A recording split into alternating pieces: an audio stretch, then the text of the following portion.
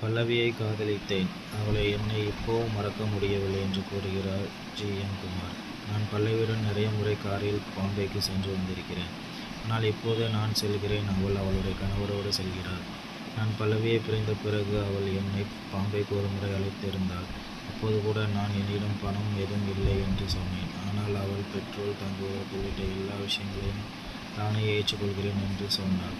தற்போது பல்லவி சந்தோஷமாக இருக்கிறார். ஆனால் அவருடைய மகன் இறந்தபோது பல்லவி ரொம்ப கஷ்டப்பட்டாள். அவளுக்கு தற்போது மிகவும் நல்ல கணவர் அமைந்திருக்கிறார். 2008ஆம் ஆண்டு அவர் என்னை விட்டு சென்று விட்டார். ஆனால் நிச்சயமாக அந்த காதல் எமோஷனல் இன்னும் இருக்கத்தான் செய்கிறது. ஆனால் காலப்போக்கில் அதுவும் கொஞ்சம் கொஞ்சமாக மறைந்துவிட்டது. மாயாண்டி குடும்பத்தார், வெயில், அவன் இவன் போன்ற படங்களில் சோகமாக காட்சி வெளிப்படுத்தி நடிப்பதற்கு அவள் கொடுத்த பிரிவின் வழிதான் என்று கூறுகிறார் ஜி.எம். குமார்.